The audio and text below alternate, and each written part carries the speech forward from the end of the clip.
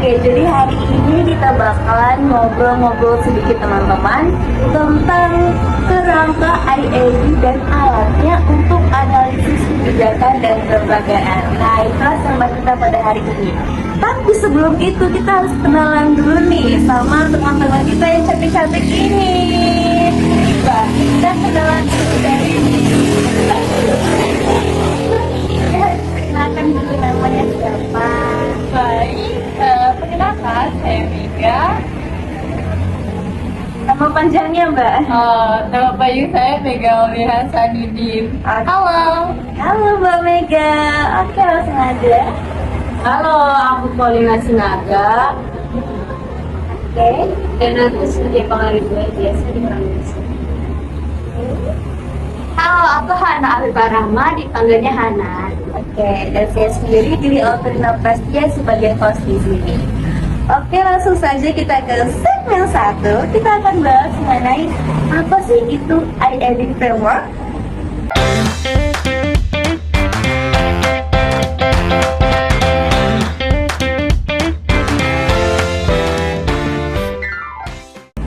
Mungkin ada yang bisa menjelaskan? Oke, aku mau jelasin nih. Jadi, dari singkatannya dulu ya, mungkin ada yang belum tahu atau asing ya. Jadi, singkatan IAD itu Institutional Analysis and Development Framework. Jadi, intinya itu adalah kerangka analisis dan pengembangan kelembagaan. Jadi, kerangka ini membantu kita atau lembaga-lembaga, para institusi, atau badan usaha itu bisa memahami bagaimana institusi pemerintah itu dapat berfungsi dengan baik dan bagaimana kebijakan itu dibuat. Gitu. Oh gitu ya, jadi KPI itu bisa melibatkan kayak aktor lain juga nggak sih, kayak selain pemerintah, misalnya tuh kayak masyarakat tuh jadi penentu juga dalam kerangka KID ini. Jadi bukan hanya tentang aturan formal pemerintah saja, tetapi juga norma dan nilai yang ada di masyarakat. Oh iya, jadi kerangka ini bisa diterapkan di berbagai bidang selama lembaga atau institusi itu ingin mengembangkan melalui kerangka ini loh. Jadi bidangnya itu bisa macam-macam, mulai dari berbagai pengelolaan sumber manusia hingga kebijakan publik. Nah, dari situ bisa kita lihat bagaimana faktor-faktor yang mempengaruhi keputusan yang diambil. Misalnya dalam pengelolaan SDM nih, kita bisa menganalisis siapa yang terlibat, apa saja kepentingan mereka, dan bagaimana aturan yang ada mempengaruhi interaksi mereka. Wah, ternyata kerangka IAD itu sepenting itu ya teman-teman. Jadi biar suatu itu bisa berkembang juga, jadi kita bisa menganalisis kepentingan apa saja dan juga membawa kita ke alat-alat yang ada dalam kerangka ini. Oke, langsung aja kita ke segmen 2, alat di dalam IAD framework.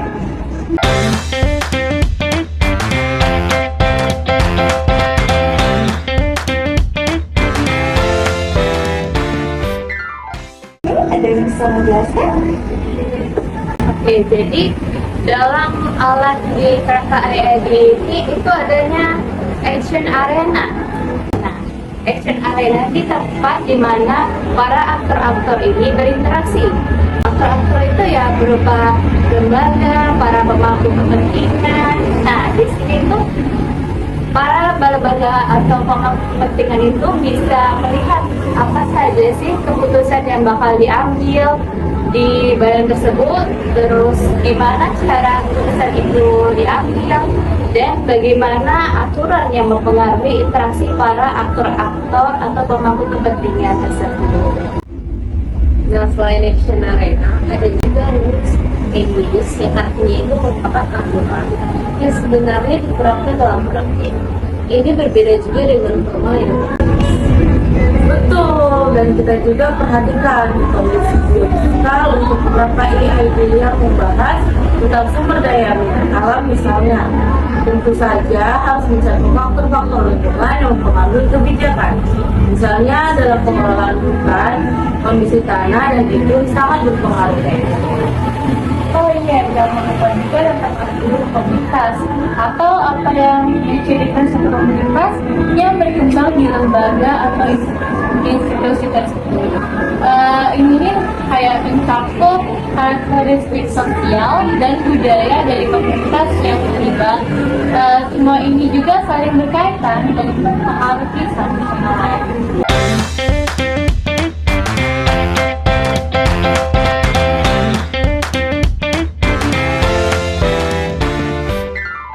Wah, keren. Jadi selanjutnya aku pengen nanya nih, kalau misalnya studi kasus sendiri tentang IID Forward itu apa ya teman-teman? Nah, kita bisa ambil dari contoh pengelolaan sumber daya air yang ada di suatu daerah. Dengan menggunakan ID framework, kita bisa menganalisis apa saja yang terlibat, seperti pemerintah, masyarakat lokal, dan juga petani. Oh, gitu ya. Jadi kita juga bisa melihat ya, bagaimana aturan yang ada dapat mempengaruhi akses mereka terhadap air tersebut. Nah, misalkan nih, apakah ada aturan yang mendiskriminasikan kelompok tertentu?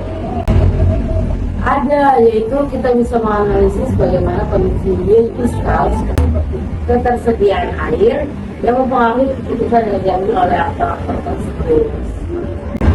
Dan juga yang paling penting, kita bisa melihat bagaimana interaksi antar aktor-aktor ini bisa menghasilkan solusi yang lebih baik untuk mengelola sumber air. Jadi udah banyak nih kita dapat informasi teman-teman sekalian. Oke, langsung aja kita masuk ke segmen 4 tentang tantangan dan peluang.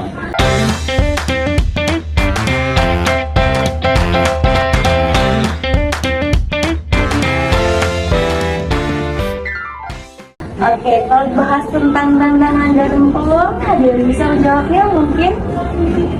Nah, salah satu tantangan terbesarnya yaitu kompleksitas situasi yang harus dianalisis. Terkadang ada begitu banyak aktor dan aturan yang terlibat, sehingga itu sulit untuk mendapatkan gambaran yang jelas. Nah, tapi di sisi lain ini juga memberikan peluang untuk memahami dinamika yang lebih dalam. Dengan menganalisis semua faktor yang terlibat dalam masalah tersebut, kita bisa menemukan solusi yang lebih inovatif dan berkelanjutan tentang kerangka IID framework ini. Setuju sih, selain itu IID framework ini juga mendorong kolaborasi antara berbagai pemangku kepentingan. Ini penting untuk menciptakan kebijakan yang lebih inklusif dan responsif terhadap kebutuhan masyarakat. Oh, dan jangan lupa, dengan adanya alat-alat dalam IID, kita bisa melakukan evaluasi yang lebih baik terhadap kebijakan yang sudah ada. Terus, hal itu juga membantu kita untuk belajar dari pengalaman dan memperbaiki kebijakan di masa depan.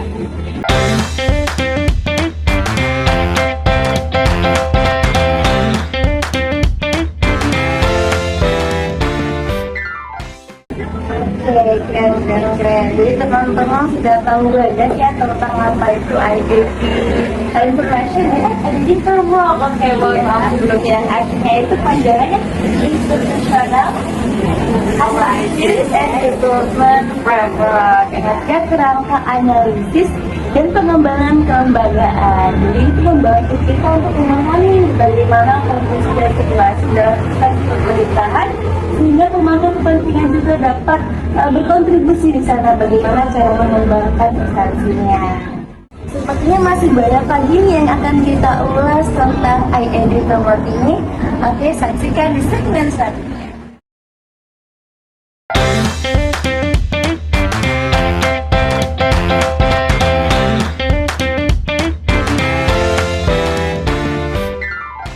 Oke, sekarang kita masuk ke contoh studi kasus terkait penerapan kerangka IID. Kali ini kita akan membahas di Kelembagaan Kementerian Perkebunan Kelapa Sawit di Desa Kabupaten Muko yang ditulis oleh Izardin. Oke, langsung saja kita bisa bahas. Oke, jadi berbagai kelembagaan kelembagaan dan kemitraan itu telah dikembangkan pada komoditas khususnya pada jurnal ini di pertanian. Nah, namun sebagian besar belum menunjukkan kinerja yang optimal, kecuali itu khususnya itu di kelapa sawit. Nah, keberhasilan komunitas ini memiliki jangkauan pasar yang lebih luas dan adanya pengembangan pabrik dan pengelolaan. Nah, kelembagaan kemitraan usaha ini telah diterapkan pemerintah dalam berbagai bentuk dengan tujuan semua pihak yang terlibat di dalamnya masing-masing memiliki masalah dalam pelaksanaannya, tidak kalah semudah dalam perencanaan. Bahkan kemitraan yang terlibat dalam pemerintah justru menghadapi kesulitan dan menimbulkan distorsi.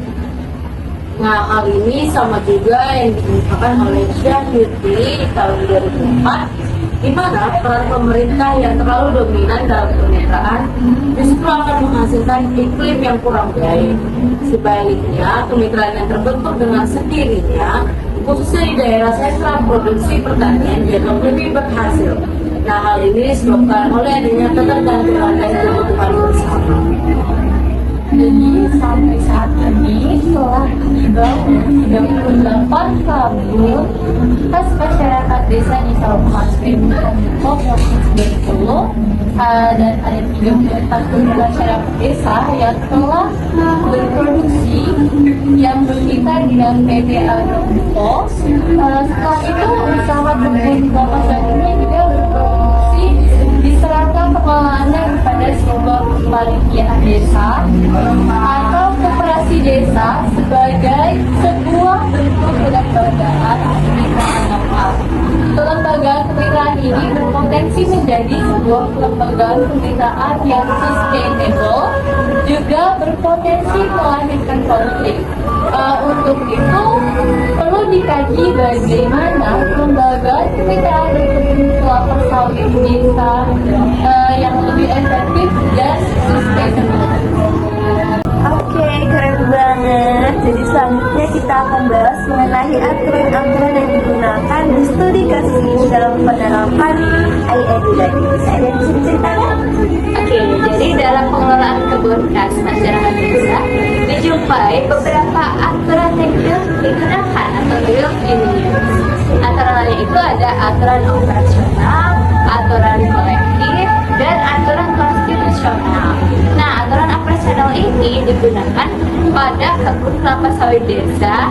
Itu peraturan sehari-hari yang dijalankan oleh aktor yang terlibat pada setiap saat dalam pengelolaan usaha. Nah, aturan operasional ini merupakan aturan yang disepakati bersama oleh pengelola usaha kebun kelapa masyarakat desa sebagai bentuk pemenang. Kesepakatan ini yang mengatur peraturan Nah, aturan konstitusional adalah perangkat kebijakan publik, peraturan daerah, peraturan pemerintah, dan undang-undang yang berdampak pada kebun kelapa sawit desa. Nah, aturan-aturan yang digunakan dalam kelembagaan kemitraan kebun khas masyarakat desa dijalankan berdasarkan konsep perkebunan. Terus juga dari hasil pembebasan aturan yang digunakan dan norma-norma ada tergambar bahwa dalam pengelolaan kelembagaan kemitraan kebun khas masyarakat desa yang efektif dan berkelanjutan, maka paling tidak lembaga telah harus memiliki prinsip. Yang pertama ada rules in use yang berlandaskan pada norma adat desa dengan memperhatikan kondisi sosial dan ekonomi masyarakat. Yang kedua adalah lembaga pengelolaan kebun khas masyarakat desa harus memiliki kekuatan atau kekuasaan menjalankan organisasi usaha. Dan yang ketiga ada aturan main dibuat secara prospektif. mengikut hak-hak orang lain yang berkepentingan. Keempat, adanya insentif ekonomi yang jelas bagi pengelola. Dan yang terakhir itu ada perlunya instrumen pengawasan pengelola komunitas masyarakat desa yang kapable. Jadi dalam penerapan aturan-aturan ini teman-teman pastinya kita memerlukan adanya arena aksi di dalamnya. Jadi kita akan membahas mengenai arena aksi kelembagaan kemitraan usaha komunitas masyarakat desa. Oke, jadi dalam analisis arena aksi, semua aktor dan kebutuhan aktor dalam memenuhi kepentingan masing-masing. Berdasarkan hal-hal tersebut, analisis kebutuhan aktor ini dalam pengelolaan kebun kelapa sawit khas masyarakat desa berkelanjutan, antara lain itu ada panitia atau korporasi pengelola kebun khas masyarakat desa, ada itu komunitas desa, perusahaan mitra, instansi terkait, dan LSM itu sebagai aktor-aktor yang memainkan kerangka IID tersebut. Nah, masing-masing aktor ini mempunyai kebutuhan yang ingin dipenuhi atas partisipasinya dalam kebun kelapa sawit khas masyarakat di desa yang berkelanjutan tersebut. Nah, dalam beberapa hal ini, kebutuhan ini kadang-kadang menimbulkan benturan yang harusnya dicari solusinya agar tidak menimbulkan konflik. Nah, ada juga nih yang namanya itu aksi konflik pengelolaan kebun kelapa sawit yang teridentifikasi pada lokasi kemudian berupa aturan nasional yang diimplementasikan dalam model pengelolaan kebun kelapa sawit desa. Pengelolaan kebun berbasis masyarakat tanpa melibatkan pemerintah. Ada juga nih kesepakatan bersama untuk memanfaatkan desa untuk perencanaan, monitoring, dan penyelenggaraan yang ditentukan dari hasil rapat bersama.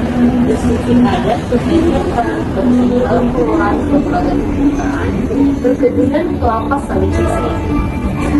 Oke, jadi dalam penerapan aksi ini teman-teman sekalian kita memerlukan adanya aktor di dalamnya. Nah, ada yang bisa menjelaskan aktor-aktor yang terlibat serta apa saja yang diperlukan tersebut? Jadi aktor-aktor arena aksi kelembagaan komunitas masyarakat desa di Kabupaten Luku ini ada beberapa. Itu yang pertama, panitia atau koperasi desa. Nah, kebutuhan aktornya itu, kebutuhan panitia ini ada pembinaan pengelolaan kebun yang baik, hubungan kemitraan yang baik, tersedianya sarana produksi tepat waktu dengan harga terjangkau, pemasaran TBS keluarga dengan harga memadai, pendapatan meningkat, tersedianya tenaga kerja yang diperlukan memadai. Nah, yang kedua itu ada aktor yaitu komunitas desa. Komunitas desa ini memiliki kebutuhan yang pertama, pembangunan desa terlaksana, kompensasi kehilangan hak yang memadai, adanya program pembinaan dan pemberdayaan masyarakat, dan pendapatan meningkat dari pendapatan asli desa meningkat dan berkelanjutan. Selanjutnya itu ada lembaga independen yaitu Akta Kepala Kaum Sari Deko, Perguruan Tinggi dan LSM. Kebutuhannya itu ada berupa operasionalisasi semua kegiatan sesuai dengan undang-undang dan peraturan yang berlaku, penyerapan tenaga kerja non skill dan skill, dengan adanya program pembinaan dan pemberdayaan masyarakat, pendapatan meningkat dan pendapatan asli desa meningkat dan berkelanjutan, degradasi lahan, pencemaran air, udara dan tanah rendah, dan tidak ada konflik sosial dan politik. Dan aktor juga kita memerlukan adanya perusahaan mitranya ya, yang juga ada instalasi yang terkait. Bisa dijelaskan perusahaan itu? Kalau kita misalkan dapat sawit desa ini, hasil dan outcome lembaga pembinaan itu adalah tanggal 23 atau BDS kelapa sawit yang dijual ke PT Agrikultura, dan hasilnya penjualan sebagai dalam prospek untuk membayar utang, biaya operasional, dan penerimaan desa. Dan setiap masyarakat desa itu berhak atas fasilitas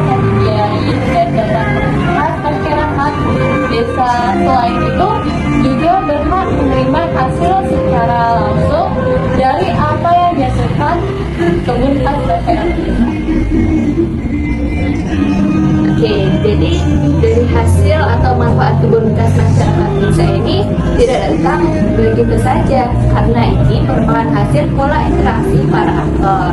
Nah, pola interaksi ini didasarkan pada saling percaya dan saling menguntungkan juga. Mutualisme jadi antara PT Agrominko dan kepanitiaan desa atau komisi. Aparat desa dan masyarakat juga terlibat untuk memungkinkan keberhasilan ini. Lengkapnya alur informasi yang ditemukan para pihak memudahkan interaksi dan rencana atau keputusan dilihat dari berbagai angka. Aksi arena ini mendatangkan performa keadilan, ekonomi, keuangan, dan Jadi dalam merekam ini nggak mulus banget ya, ada juga konflik di dalamnya. Ada yang bisa menjelaskan tentang konflik apa sih yang terjadi di dunia itu? Nah, konflik yang terjadi ini yaitu pertumbuhan perluasan serta produksi hasil perdagangan yang diklaim pemerintah telah membangkitkan perekonomian masyarakat. Seiring berjalannya waktu juga turut menyumbangkan kita juga. Nah, peningkatan konflik antara masyarakat lokal dan perusahaan perdagangan makin sering terjadi.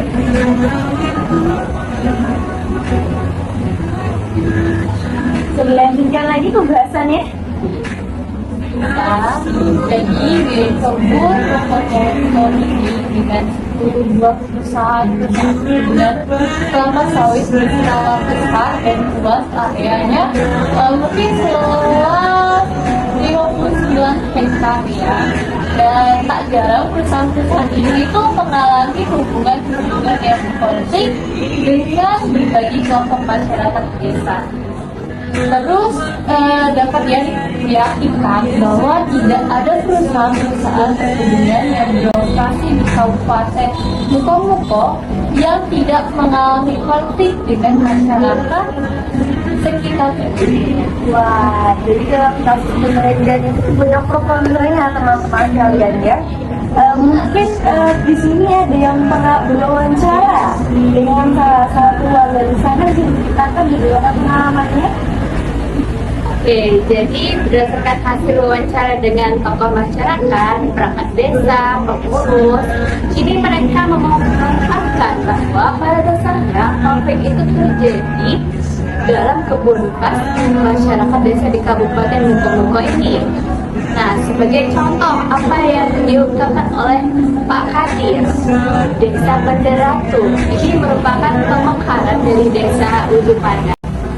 Konflik itu hampir di semua tahapan kegiatan itu pastinya terjadi. Hampir di pembangunan kebun khas masyarakat desa tersebut. Nah, konflik itu tidak saja terjadi di desa Bujur Padang, namun sudah menyeluruh. Tapi tingkat konfliknya itu parah juga. Nah, perbedaan persepsi pekerjaan dan cara transparansi dan akuntabilitas juga sering membuat konflik terjadi di kebun khas masyarakat desa ini. Jadi dengan adanya konflik ini pasti seringnya ada ribut seperti tidak senang dari warga desa sana ya. Mungkin karena hasilnya tidak sebagai rata dan lain semacamnya. Ini ada bisa menceritakan tentang apa nih keadilan yang diterapkan dalam asasi. Nah, tadi kan kita sudah membahas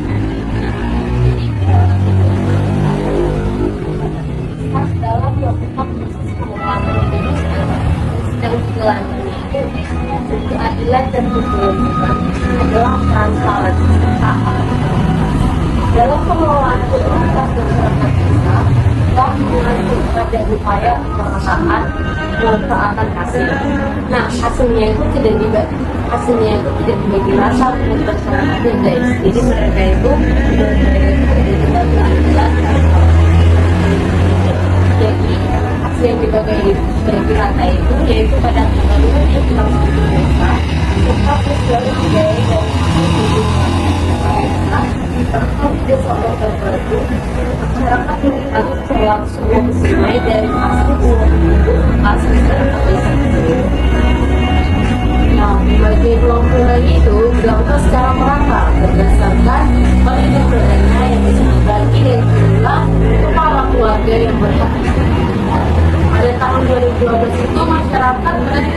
sebesar sekitar 400 atau rata-rata per kepala keluarga. Inilah salah satu bentuk keadilan yang mereka kerjakan. Oke, jadi yang sebelumnya itu ada ketimpangan, akhirnya ada pula solusi di akhirnya. Jadi menurut teman-teman nih, apa sih hubungannya tentang ekonomi dan juga keuangan desa?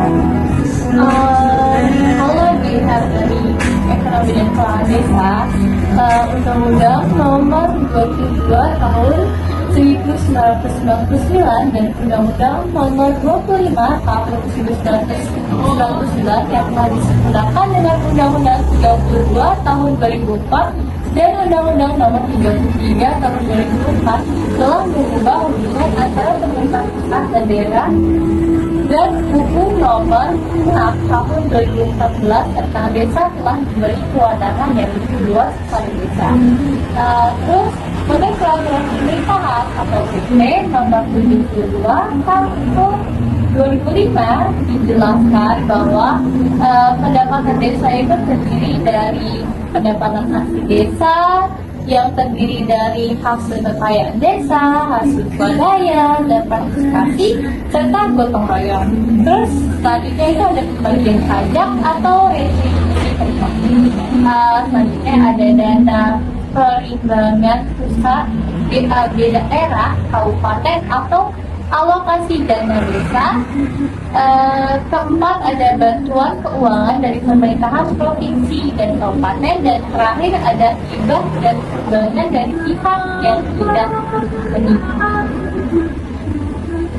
Oke, jadi secara ekonomi, penerimaan dan pendapatan desa ini dari kebun kelapa sawit desa menunjukkan pola yang mirip dengan pola variabel produksi ikan dan buah segar tanaman yang meningkat cepat di awal periode diikuti dengan melambatnya dan menurun di akhir periode produksi.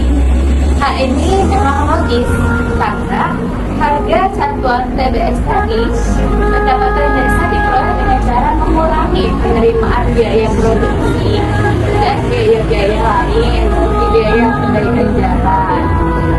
Nah, hal menarik lainnya itu yaitu dengan adanya sedikit perbedaan antara pola produksi desa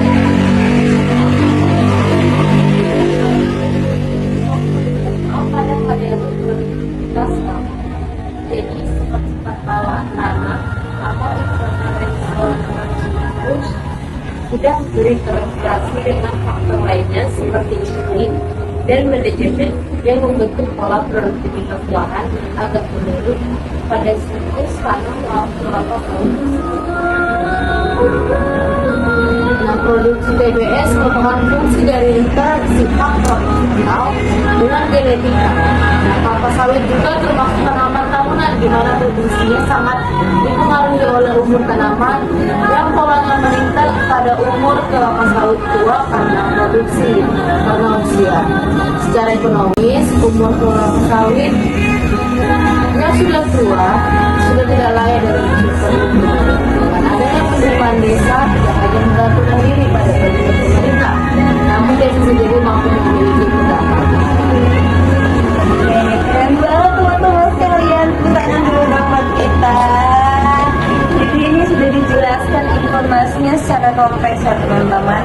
Kalau untuk kesimpulannya sendiri itu, kita mengetahui bahwa kelembagaan kemitraan yang efektif dan berkelanjutan pada model kelembagaan kemitraan usaha seperti kelapa sawit belum terwujud dengan baik. Hal ini tunjukkan belum adanya kejelasan hukum mengatur bagian hak dan kewajiban para aktor-aktor kemitraan terhadap aksi arena yang dilakukan. Oke, terima kasih waktunya teman-teman sekalian. Mungkin selanjutnya kita akan berbicara lagi lebih dalam lagi mengenai dunia kesehatan.